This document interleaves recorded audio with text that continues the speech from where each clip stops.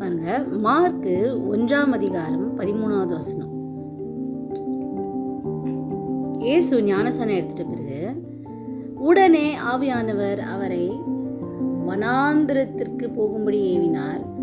அவர் வனாந்திரத்திலே 40 நாள் இருந்து சாத்தானால் சோதிக்கப்பட்டு அங்கே காட்டு மிருகங்களின் நடுவே சஞ்சரித்து கொண்டிருந்தார்.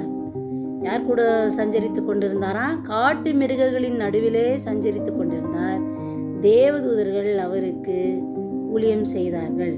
அங்கே பார்க்கும்போது பாருங்க, ஏசப்பா ஞானஸ்நானம் எடுத்துட்டு காட்டில் போய் என்ன பண்ணுறாரு? 40 நாள் இரவும் பகலும் உபவாசம் இருக்கிறார். உபவாசம் இருந்தபோது காட்டு மிருகங்களுடனே அவர் வாசம் பண்ணினார். ஓகேவா? காட்டு மிருகங்களுடனே அவர் வாசம் பண்ணா கூட சமாதானமாக இருந்தார் ஏசப்பா. பாருங்க, உபவாசம் எடுக்கிறாரு. இந்த உபவாசத்தில் நம்ம பார்க்கும்போது ஆண்டவர் தனியாக போயிட்டு உபவாசம் பண்ணுறாரு. இரவும் பகலும் அந்த காடு எப்படி இருந்திருக்கோ நம்ம யோசித்து பார்க்கலாமா?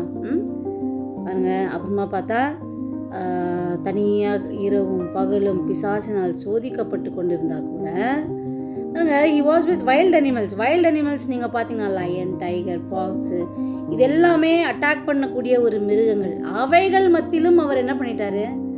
சமாதானமாக வாழ்ந்துட்டார். ஆனால் அந்த உபவாசம் எடுத்துகிட்டு அந்த காட்டின் நடுவிலிருந்து அப்படி நாட்டுக்கு வந்த உடனே ஸ்டார்ட் ஆகுது பாருங்க. யாரு? பரிசேயர்கள் என்ன கேட்குறது? சதுசேயர்கள் திட்டுறது. உனக்கு யார் இந்த அதிகாரம் கொடுத்துருந்து? நீ எந்த அதிகாரத்தினால செய்கிற? அப்புறம் ஒரு ஸ்திரீ அவருடைய பாதத்தை அவர் ஆயக்காரர்களோடு அவர் சாப்பிட்டு கொண்டிருக்கும் போது என்ன சொல்கிறாங்க? ஒரு ஸ்திரீ என்ன பண்ணுறாங்க? அவருடைய பாதத்தை அனாயிண்ட் பண்ணுறாங்க. அந்த அனாயிண்ட் பண்ணும்போது இவர் இந்த ஒரு பொண்ணு தொட விடலாம்? இவர் பாவிகளோடு உக்காடுறாரே அப்படின்னு ஜனங்க என்ன பண்ணாங்களாம்? பேச ஆரம்பித்தாங்க. பாருங்க, சதுசேயர்கள் ஆண்டவரை அநேக கொஸ்டின் கேட்குறாங்க. அவர் எப்படியாச்சும் எதுலையாச்சும் மாட்டி விடணும் அப்படின்னு சொல்லிட்டு என்ன பண்ணுறாங்க? அநேக கொஸ்டின்ஸ் கேட்குறாங்க. சதுசேயர்கள் அவரை வினவுறாங்க. அநேக காரியங்களை குறித்து அவரை எப்படியாச்சும் கேட்டு அவரை மாட்டி கொடுக்கலான்ட்டு யோசிக்கிறாங்க. நீ எந்த அதிகாரத்தினால பண்ணுற? உனக்கு யார் இந்த அதிகாரம் எல்லாம் கொடுத்துருந்து?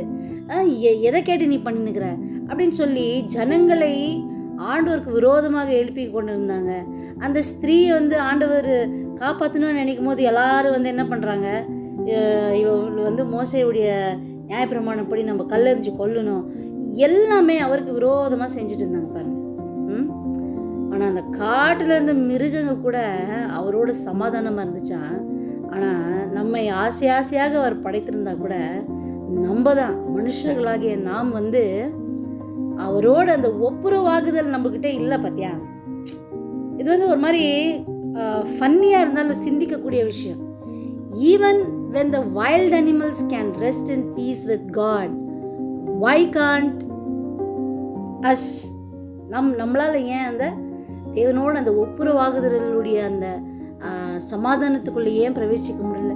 It may look funny, but still இது நம்ம யோசிக்க வேண்டிய விஷயமா இருக்குது. ஏசப்பா இந்த இடத்துல நம்ம பார்க்கும்போது, ஃபார் எக்ஸாம்பிள் நான் சொல்கிறேன், இந்த சிங்கம், இந்த நரி, இந்த டைகர் எல்லாம் நம்ம பார்த்தோம்னா பெட்ஸாக கூட வச்சுக்க மாட்டோம். ஏன்னா நம்ம என்ன சொல்லுவோம்? அப்பா அது கூட மனுஷன் வாழ முடியாது, இதுங்கெல்லாம் சரியில்லை, அதனால தான் ஆண்டவர் என்ன பண்ணுறாரு? அதுங்களை காட்டில் விட்டாரு. இந்த கரடி, இந்த குரங்கு, சாதாரணமான குரங்குங்களை கூட நம்மளால் வாழ முடியாது. எதுனா சாப்பிட்டுருந்தா பிச்சின்னு போயிடும், இரிட்டேட் பண்ணோம். ஆனால் நம்ம என்ன பண்ணுறோம்? வைல்ட் அனிமல்ஸ், காட்டில் இருக்கிற மிருகங்களை குறித்து தப்பாக பேசுகிறோம். ஆனால் மனுஷர்களை அவர் அவ்வளவு அதிகமாக நேசித்திருந்தோம். நீங்கள் இங்கே பார்த்தீங்கன்னா வைல்ட் அனிமல்ஸ் அவருக்கு கொடுமை கொடுக்கல. ஆச்சா?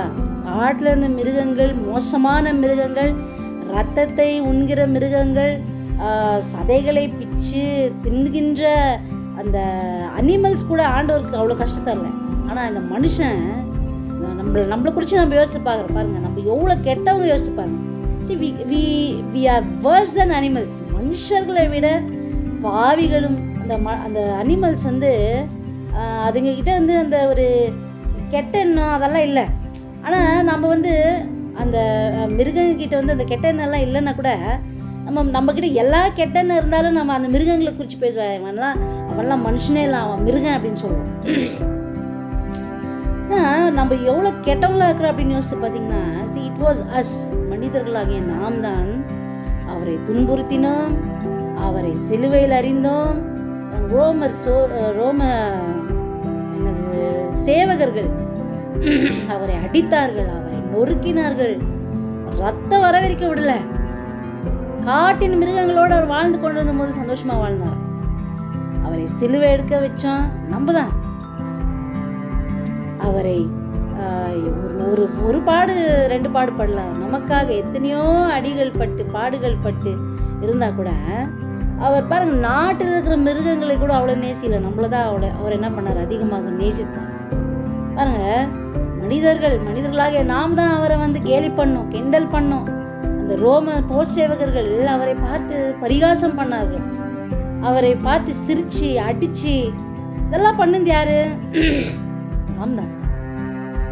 நிறைய வாட்டி நம்ம என்ன நினைச்சிடறோம், காட்டில் இருக்கிற மிருகம் தான் மோசமானது. இல்லை, நம்மளோட மோசமானது எதுவுமே இல்லை. மனுஷர்களை போல மோசமானவர்கள் யாருமே இல்லை. ஆனால் அந்த மோசமான மனிதர்களை தான் அவர் நேசித்து இந்த உலகத்துக்கு வந்தார் அப்படின்னு சொல்லும் போது it is very hard touching இல்லையா?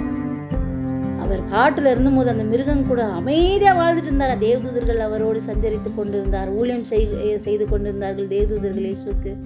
ஆனால் எப்போ நாட்டுக்கு வராரோ, இன்றைக்கு அவரை புறக்கணிக்கிற ஜனங்கள் யாரு? நம்ம தான், மனுஷர்களை தான் அவர் புறக்கணிக்கிறாங்க. ஆனாலும் அவர் நம்மை நேசித்து கொண்டே இருக்கிறார் அப்படின்றதுல சந்தேகமே இல்லை.